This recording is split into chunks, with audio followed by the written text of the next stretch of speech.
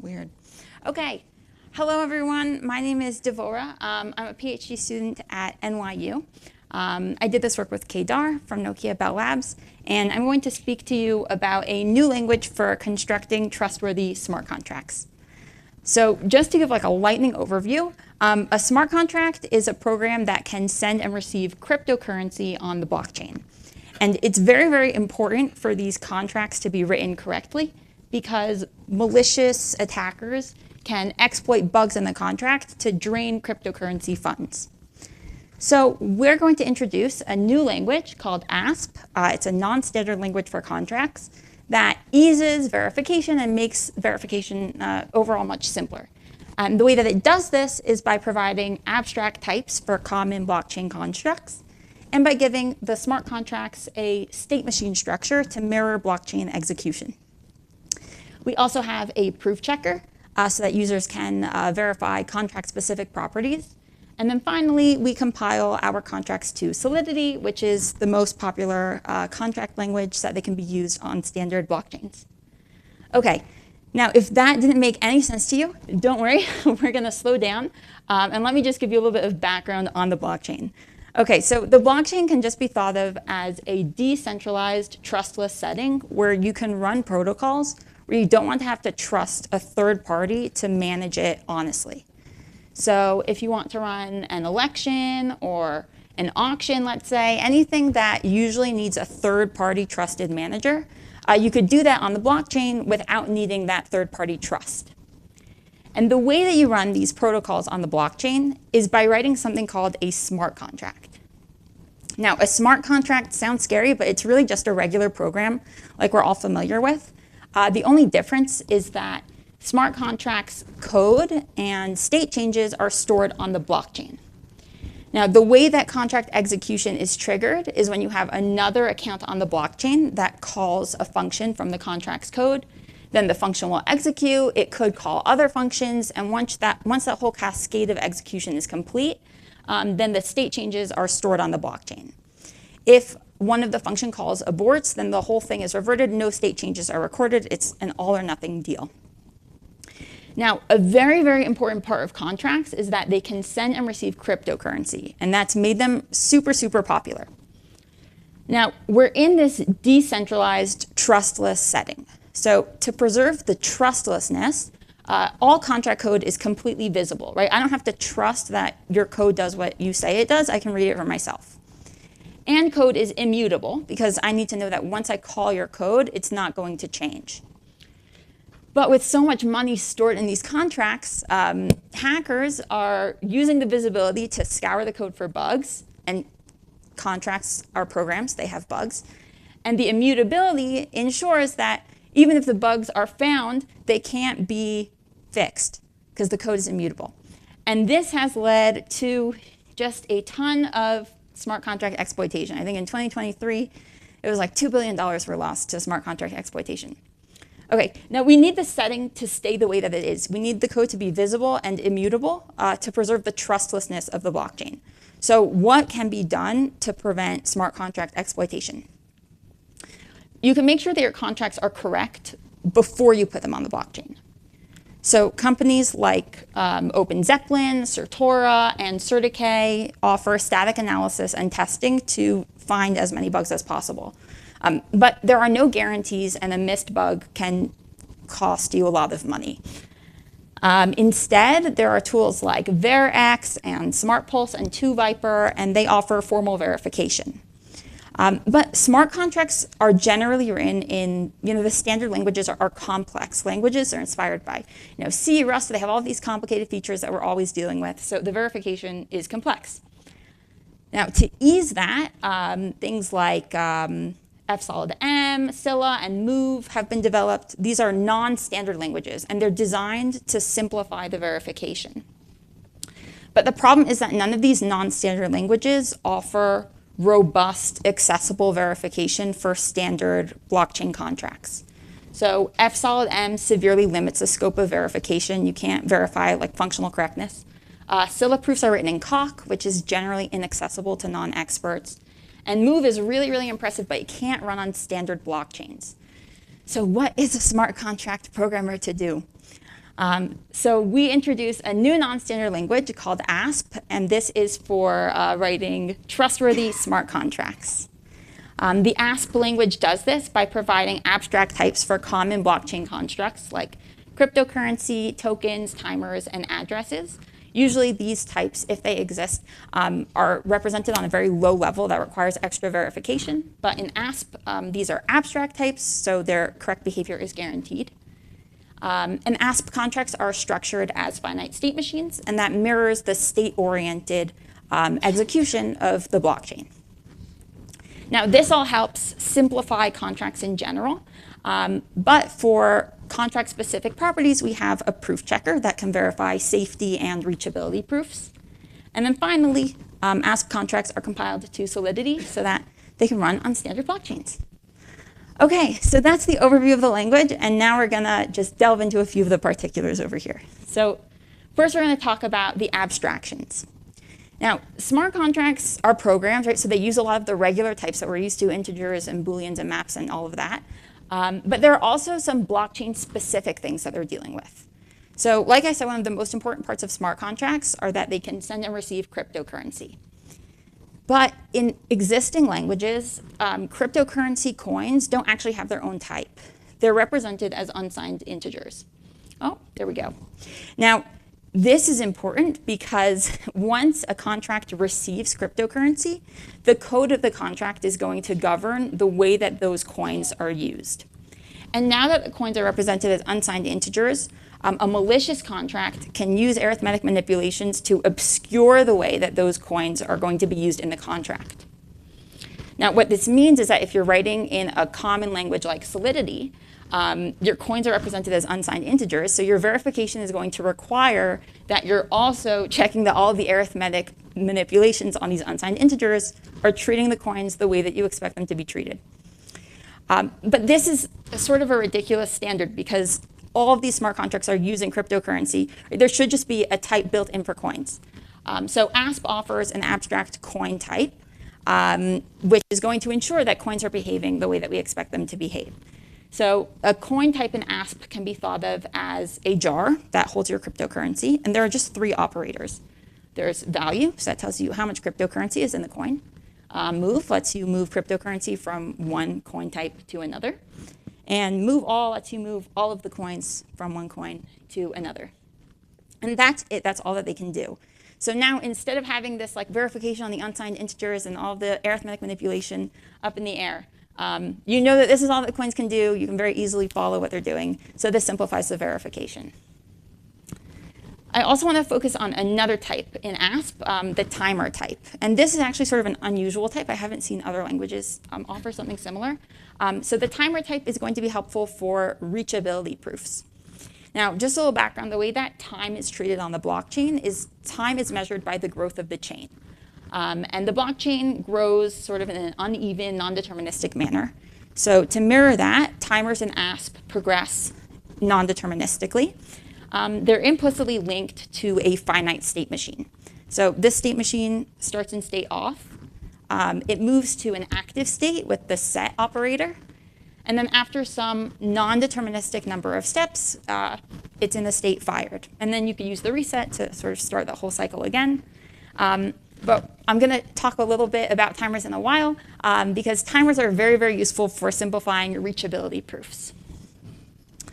Now, I've talked about the coin type and the timer type. We also have a token type, which is, I find very interesting, sort of unusual, and addresses. And all these abstract types in ASP help simplify verification because the behavior is guaranteed. Now I'm going to also focus on another part of the language that helps simplify verification, and that is the structure of contracts. So contracts are structured as finite state machines, which mirrors the state-oriented, externally triggered blockchain execution. So I'm going to demonstrate with an example of a vending machine. So maybe you start in state pay, you transition to a state order. Now you move to that state by sending the contract cryptocurrency. So the transition from state pay to order takes cryptocurrency as input. Then you can move to a state candy or chocolate, depending on the input message that you send. And finally, you move to a refund state where we send back any extra cryptocurrency that was sent to the contract. And then you can loop back so that a new customer can come use the vending machine. This is like a really nice picture, but when you actually write a contract in ASP, oh, I forgot about this. You can also have transition guards, so guards that limit who can trigger the transition. So you can say something like, the current customer sent the request. Okay, so transitions in ASP can take input. They can have guards.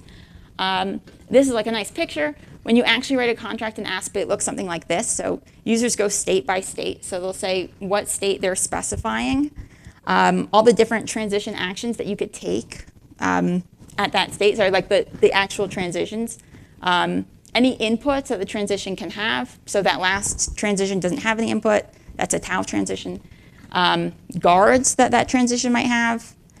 The next state that your transition is taking you to, and then the actions that you take at that transition.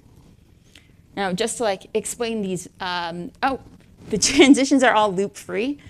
So you saw that at the state machine level, you can have a loop. So in the ASP, we require users to model these loops explicitly at the state machine level. You can't have loops in the transition actions, and that helps simplify the verification a little bit. Okay, now I'm going to focus on these messages. So we use CCS notation for send and receive. So A, question mark, enter coin C.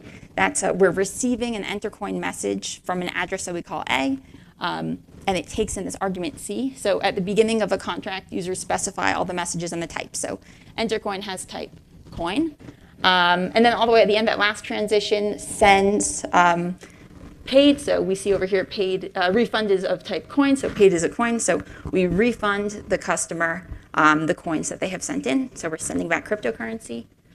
And now just to talk for another minute about the coins over here, bring it back to the abstract types. So when we receive this coin, that's someone sending cryptocurrency to the contract. Then we have this move all operator on our abstract coin type. So we move all of the coins that we've received into a coin type called paid. And then we can move the coins around within the contract. So we can move from paid to earnings, either the cost of chocolate amount of coins or candy. And then finally, at the end of the contract, we send the remaining coins from the paid variable back to the customer. And again, the state machine view over here that the contracts take very closely mirrors the state machine orientation of the blockchain. Okay, now I'm going to speak a little bit about the proof checker because the types and the structure overall makes things simpler, but if you really want to make sure that your contract is correct, you want to verify contract-specific properties. So in ASP, we can verify safety and reachability proofs. So I'm going to use an auction contract as an example. So we'll begin in a start auction state. We move to an auction open state. We move to that state by getting a start message by the contract owner. Owner is part of the abstract address type. That's like a keyword. And then we'll set the timer that will govern how long the auction is open. Then we can loop at this auction open state for a while, and we're accepting bids that take a type coin. So people are sending cryptocurrency as bids. And we'll only take that transition when the timer is still active, so the auction is still open, and the value of the coin that they sent is greater than the value of the max that we currently have. And then if that happens, if we take that transition, we'll refund the old max bidder their old max. We'll move all of the new coins into the max coin variable, and we'll set the new max bidder. And then we'll transition to auction close when the timer has fired, and then we send the beneficiary the final max. Now, a property that you might want to verify over here is something like all losing bidders are fully refunded. So this is a safety property. The way that we verify safety properties in ASP is by adding ghost variables. So over here, maybe you'll add a ghost variable bidded that maps addresses to the amount of coins that they've sent in, and a refunded map that maps addresses to the amount that they've been refunded. And the ASP type checker is going to enforce that ghost variables don't influence contract execution. So you can view the ghost variables as the state of an automaton that's going to check for violations of your property. And you can express the property like this. So it's always true that for all addresses that aren't the max bidder or the beneficiary, the amount that they've been refunded is equal to the amount that they've bid. So that's expressing our safety property. And now the way that the proof checker is going to check this is by compiling the contract and all of the ghost state and the assertions into the Viper verification tool. So the way that we do that is we go transition by transition. Every transition in ASP becomes a method in Viper, and the proof checker compiles these Hoare triples of precondition, transition action, postcondition, and the Viper verification tool will check that, given the precondition, if you take the transition action, that will guarantee the postcondition. If you need like state-specific assertions to support your global invariants, ASP also supports these state invariants that will also get compiled to Viper and checked along with the global assertions. So those are the safety properties. Now you also might want to prove a reachability property, like we'll always reach auction closed. And the way that we prove reachability properties in ASP is by using the timer type. So the way that we do it is that users will write the set of states for reachability, so we'll call that R, a state assertion theta, I'll get into that in a second, and a well-founded ranking function rho. And the proof checker is going to check that theta holds for the initial state, that the ranking function rho is defined for every state in theta in the assertion that's not in the reachability set. And for every such state that's in the state assertion not in the reachability set, there exists an enabled transition at that state. And for every transition from that state to a next state, either the next state lands us in our reachability set, or the state assertion holds at that next state and the rank strictly decreases. So altogether, what this means is that the state assertion is sort of going to color in all of these states on the way to the reachability set, and now requiring that the rank strictly decreases along with the fact that the rank is well-founded, so you can't have an infinite decrease. That gives us this proof system that we're guaranteed to reach a state in our reachability set. So just back to the auction contract, like a first thought ranking function just is like counting down the number of states until auction closed. But we need the rank to strictly decrease, and that loop over there at auction open won't be a strict decrease. It'll just take us back to 1. So we add a dimension. So start auction will have rank 2, 0. Auction close will be 0, 0. And then at auction open will differentiate. It'll be 1, 0 if the timer has fired and we reach that reachability set, and 1, time left if the timer is still active. Now, how do you know that time left is decreasing? So that's guaranteed by the abstract timer type. The abstract timer type, the semantics are going to guarantee that the time is always decreasing. And now to model time accurately on the blockchain, time should be decreasing even if no one is sending in bits. So the ASP proof checker adds in an explicit time transition. So any state that has a timer active will also attach a time transition that will decrease the amount of time that's left on the timer. Now you might look at this and say, this is very nice, but what about this first transition from start auction to auction open, right? We need to take a transition. We need that input of a start message by the owner. And if the owner just never sends us that start message, then you won't reach auction closed. Okay, that would be a very good complaint. So actually looking at the proof system that we have, all that our reachability proofs show is that for every maximal computation that we take from the contract, you'll definitely reach a state in your reachability set. But the reachability proofs are not proving that you must take those maximal computations or even that you always can. Now, in the auction contract, that's like not a big deal. If nobody starts the auction, like the world won't implode. But in our vending machine example, at state order, we require that the current customer sends a request. And if a current customer just walks away and never sends a request, then everybody else will eternally be locked out of this contract. And that would be very sad. Now, this is an adversarial lockout property. And it's also a little advertisement for the paper. So in the paper, we have a proof system for proving the absence of adversarial lockouts.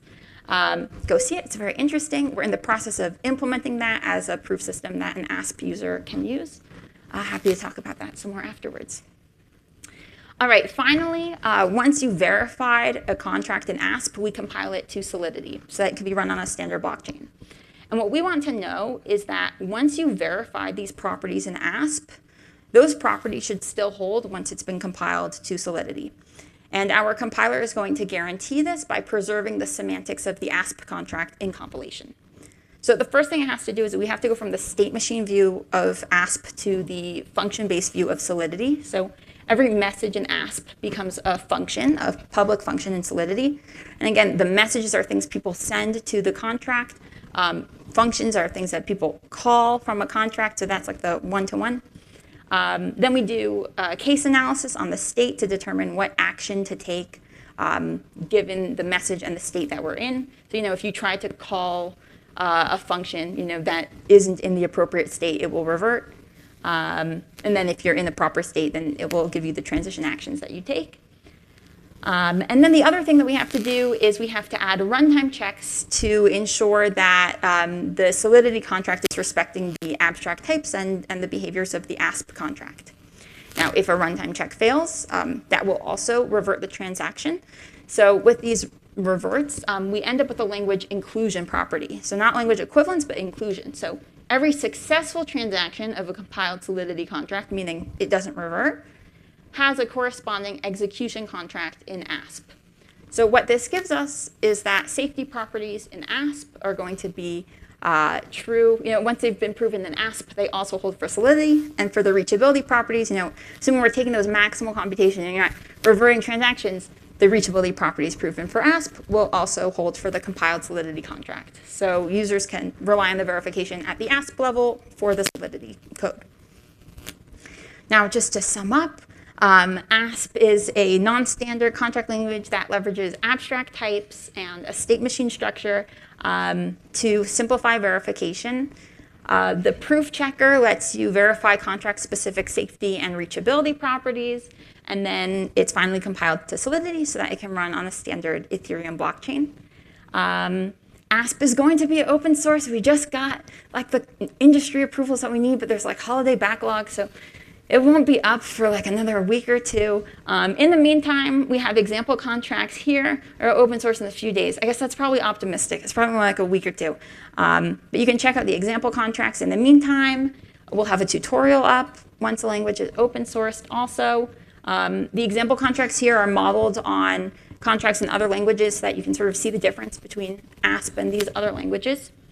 I want to thank these artists from Noun Project. That's a great website. That's where I got all of my graphics. A lot of credit to these people. ASP is still evolving as a language, and we would love for people to give us feedback, try it out, play around. Yeah, and happy to take any questions. Thanks.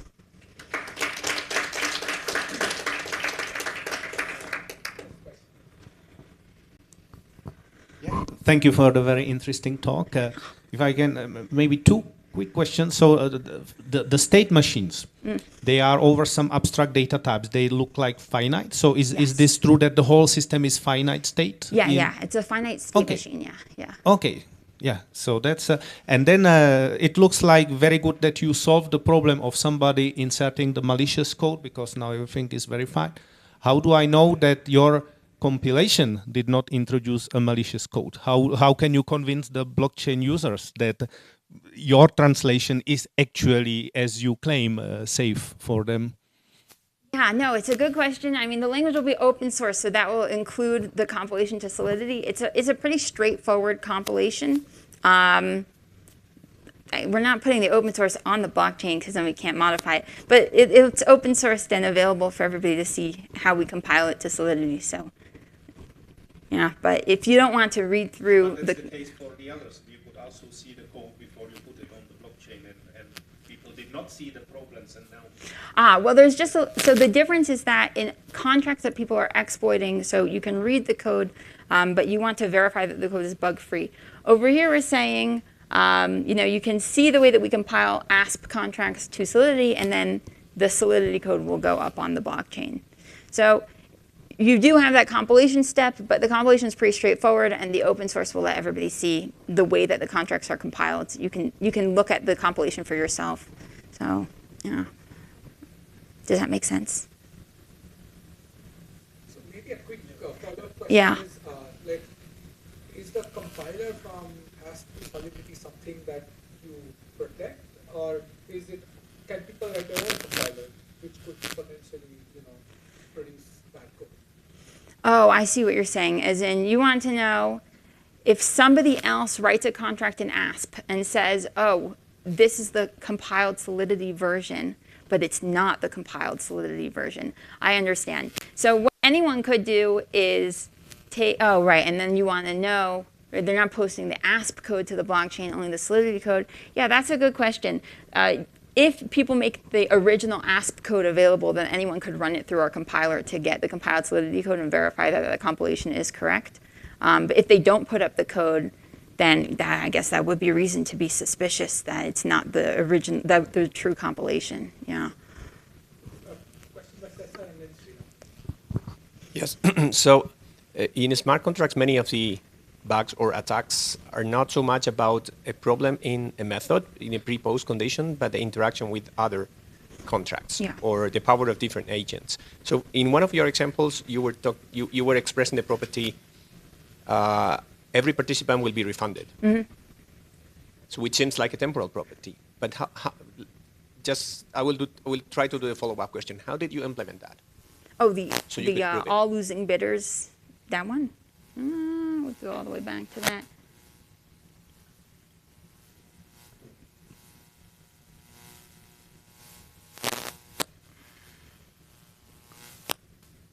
Here, okay. Oh, here we go. Yep. Okay, so over here we verify this property with this ghost variable, with the two ghost variables that are mapping every address to how much money they've sent in and how much they've gotten refunded. So this property is expressing that the amount that everybody has sent will equal the amount that they eventually get back, assuming they're not the max bidder or the beneficiary. But the question they're asking about interacting with other contracts is a very good question. So right now, really ASP contracts, you can verify behavior of a bunch of interacting ASP contracts in terms of behavior of, once you have the compiled Solidity contract, and then maybe that's going to interact with other contracts. So that's not something that we've done so much on yet, but is like a very good future work for us to do. Rephrase the question or try to follow up on the question. So for auction contract, to prove the property, two things have been attempted to try to have such a property. One is to go through a loop where you have all participants and then you try to refund the money, and then there are attacks. There are well-known attacks like gas attacks. For example, you go and participate as a bidder, bidding a cent until the list is so long that when someone tries to run the refund, no one gets money because you run out of gas. So I'm attacking the contract by adding 1 cent with different addresses, making a list too long. Okay. So if you're not gas precise, then my attack will be effective and no one gets the money. I participated with cents, fools participated with millions, and the money gets locked in the contract. So what people do in modern implementation of auctions is to have a vault. So at the end of the day, you have an array, and then participants can go and fetch their money if they will, if they wish to. But then the property is not like this. The property is like every participant has the power to get the money in spite of what the other participants do, which is not the temporal property. It's more like an ATL kind of property where you have to talk about the power of participants as coalitions of individuals in spite of what the other participants do. And then your proof system is completely different because you need to talk about the different agents, right? So maybe a long question. Yeah, so in this contract, we're actually not taking anyone's bid unless it's dethroning the old max. As in, there are a lot of auction contracts where you collect all of the bids and then at the end of the day, you send all of them back. So this contract isn't doing that. We don't take any money unless it's a new max, and then we immediately send back the previous max. But then there is an attack. That has been attempted too. I refuse the money and fail. So if you try to refund me the money because I have been overturned by another bidder, then I refuse to collect the money and fail a transaction. So I'm still the highest bidder. Because I can fail a transaction because when you send me the money, then I have the power to fail. I have the power to reject it and fail. Oh, you're talking about the different ways of sending cryptocurrency back once we've compiled to Solidity? Yes.